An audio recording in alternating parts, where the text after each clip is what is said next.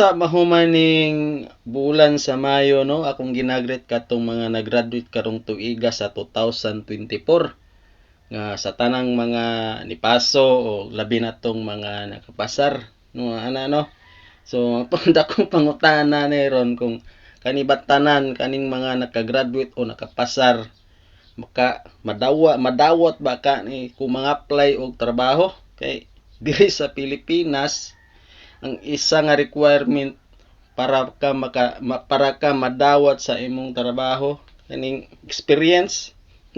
Pagka na lang gyud wa pa gyud nahuman ni balauda nga usa ka maka trabaho pangitaan pa mga experience na unta eskwelahan no nga bago kang kahuman sa imong pag-eskwela tagaan kag experience sa trabaho ba sa ka mahuman sa imong eskwela para inig human imong eskwela maka-graduate ka dili nakapangitaan o kanang experience sa trabaho ba kay naa naman ka pag human nimo graduate kung pangitaan manggaling kag experience sa imong gi-applyan nga trabaho na nakipakita dayon ba. Ikaduha nga requirement kung ikaw mang-apply og trabaho usa ka makasulod sa trabaho kung naa kay bakir unay lig-on nga requirement kung mang-apply ka og trabaho.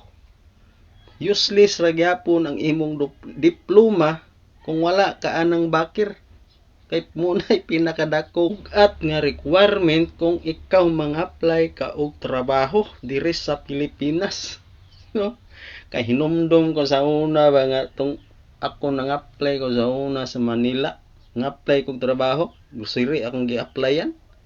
Ang ilang requirement, ang height primero nakadapat sa 5'3". Ya, ang sukod nako kay 5'2" raman.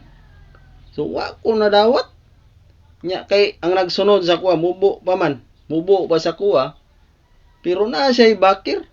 Oh, wala na gisukod. Oy, gipasulod largo. Dawat automatic wala lagi tanaw ang ubang requirement kung unsa pa tong nasulod sa iyang envelope, unsa iyang folder ba.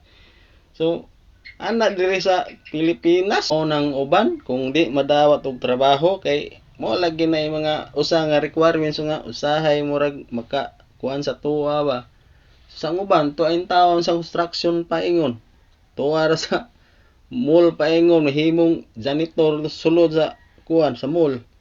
So uban tamay-tamayon pa gyud niya.